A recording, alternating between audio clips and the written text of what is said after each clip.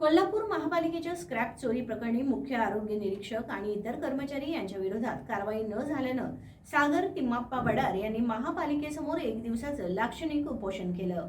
गेल्या 2 महिन्यापूर्वी कोल्हापूर महापालिकेच्या झूम प्रकल्पातील भंगार चोरीचं प्रकरण पुराव्याशी बाहेर काढलं होतं। त्यासंबंधी महानगरपालिकेनं आरोग्य निरीक्षक सुशांत कवडे आणि मुकादम दादासाहेब लोंढे यांच्यावर निलंबनाची कारवाई करण्यात आली। या प्रकरणात मुख्य आरोपी निरीक्षक विजय पाटील, कर्मचारी शाहू बुचडे, संभाजी पाटोळे, रफिक पेंढारे, आरोग्य निरीक्षक विकास भोसले आणि भंगार व्यावसायिक मंजुनाथ कोळी यांच्यावर कारवाई झालेली नाही।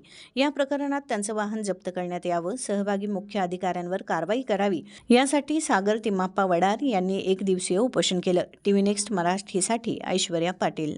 मी सागर वडार गेले 2 महिने झाले मी महापालिकेच्या स्वमालकीचे भंगार आहे झूम प्रकल्प कसबा वडा या ठिकाणी जे उघडकीस आणले आहे पुराव्यानिशी महापालिकेला या ठिकाणी दिलेलं आहे।